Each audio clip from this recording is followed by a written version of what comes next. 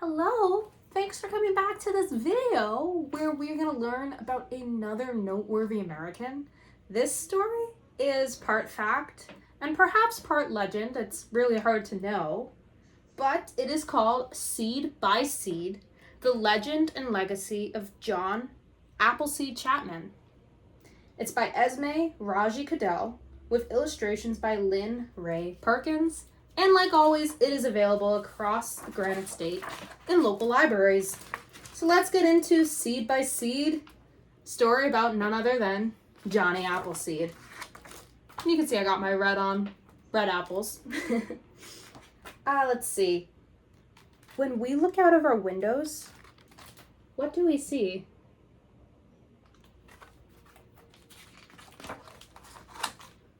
Tall buildings, stores, and parking lots, buses and cars speeding by, red lights and green lights and yellow lights and white lights.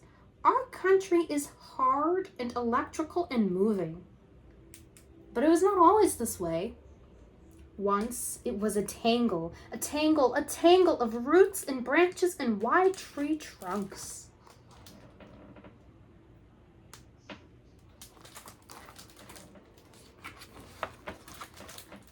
Once, you could not hear the engines of airplanes in the sky or the sounds of phones ringing.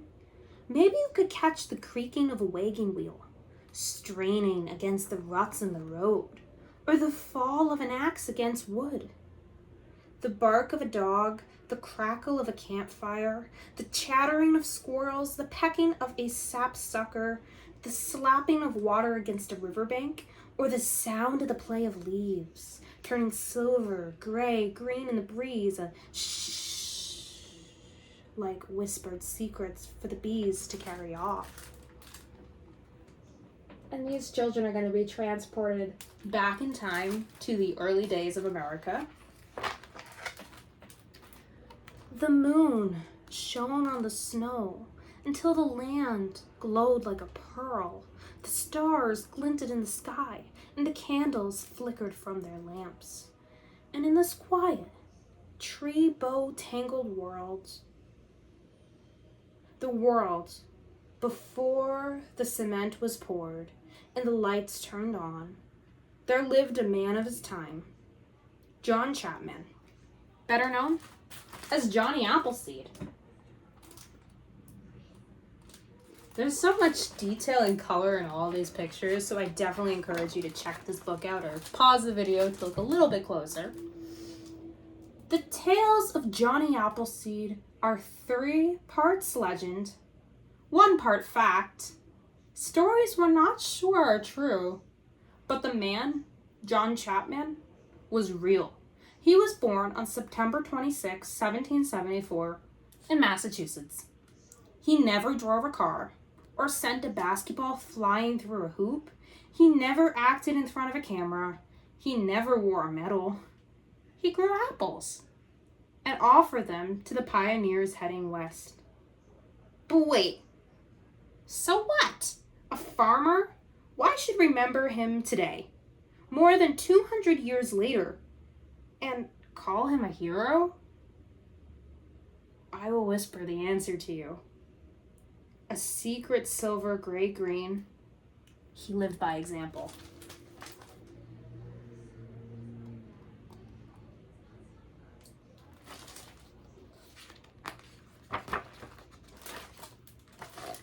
And of the many footsteps he took across the frontier in his bare and knobby feet, he left 5 for us to fill. Use what you have. Share what you have. Respect nature. Try to make peace where there is war. You can reach your destination by taking small steps. No one is certain why he began his work of planting apple trees.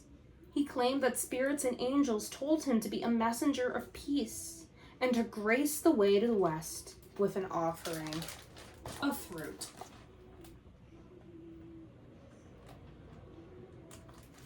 We're going to learn more about each of these messages along the path as we keep reading. What we do know is that by doing the same small act of planting seeds every day, Johnny Appleseed changed the landscape of our nation, seed by seed, deed by deed. What examples did he plant for us?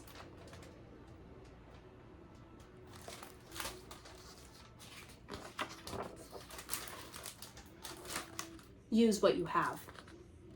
Most apples around the start of the 19th century were grown for making cider. John Chapman started his nurseries of apple trees by obtaining apple seeds from owners of cider presses in western Pennsylvania, who were just going to throw the seeds away. Chapman dressed in coffee and potato sacks or wore used clothing that was given to him by people trading for his trees. Some say he carried his tin cooking pot on his head like a hat. He had a style all his own. What do you think of his outfit? Would you wear that today? I don't know. Me personally not. Share what you have. Chapman was rich in coin and rich in friends. He sold and traded trees to pioneers, but if a person could not afford them, Chapman would still allow that person to take samplings and pay when and if he or she was able.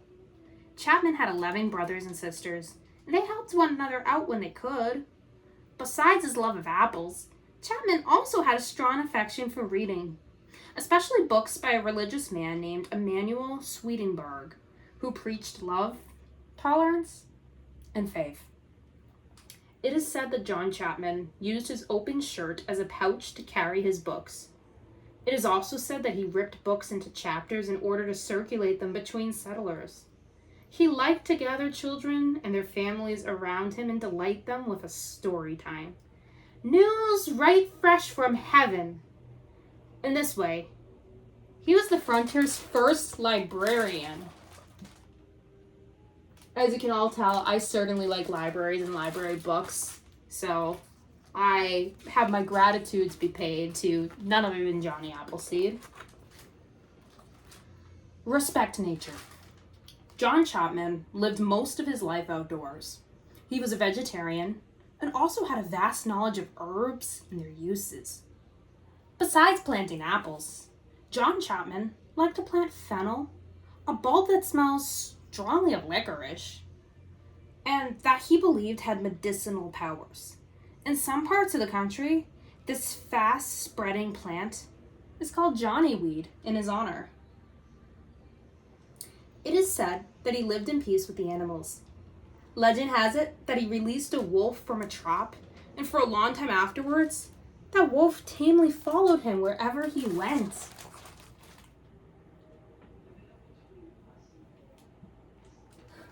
Imagine that.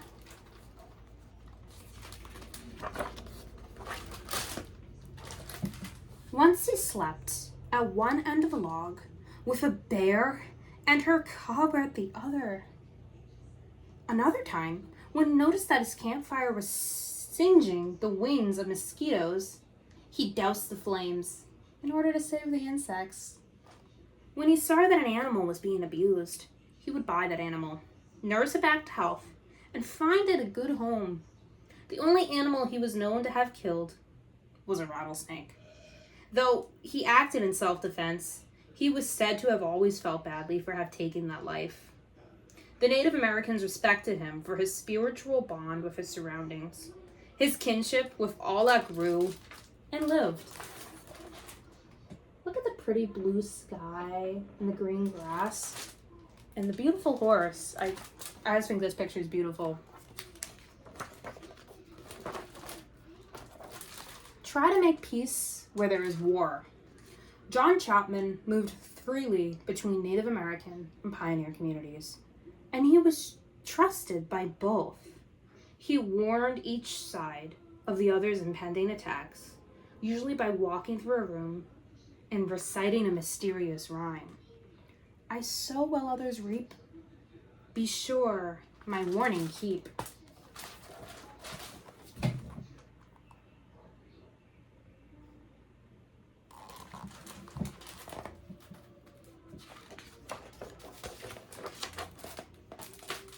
John Chapman journeyed hundreds of miles across state lines on his own 2 feet, or by canoe on the waterways, planting and maintaining his tree nurseries over 100,000 square miles. His trees flowered and fruited across the Ohio River Valley, and there were shared and carried off to homesteads far and wide. You can reach your destination by taking small steps. He grew so many apple trees that chances are any apple you eat today is a descendant from a tree planted by Johnny Appleseed.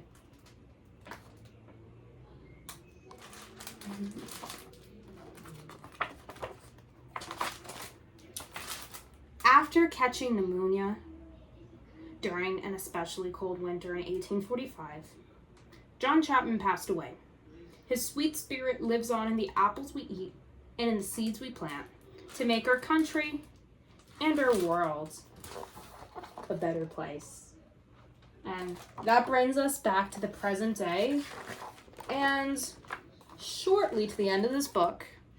Seed by seed, deed by deed, Johnny Appleseed changed the landscape of a nation. Now, it's your turn.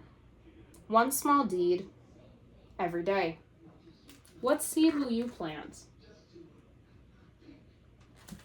Now, whether the story is more truth or a legend, I love it. I really think it's inspirational for all of us to say, what small change can we make in our community today to help other people think of others before we think of ourselves? And that's the lesson we learned today from Seed by Seed. So this book, again, you can check it out at your local library. I encourage you to do so and to join me next time in another Read With Me video. Bye now!